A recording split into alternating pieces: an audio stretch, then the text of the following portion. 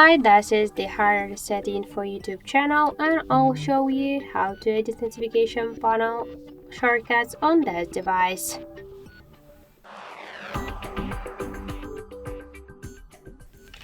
So open first the control panel, and to add here some options or remove some of them, or just to change their positions, you should click to this edit icon. And to add here some options or remove some of them, we should just hold the icon and drag it to this up or to the down section to remove. To add, hold and drag it to this up section. To remove, hold and drag it to the down. And to save the changes here on the panel, we should just hold the icon and drag it by this way.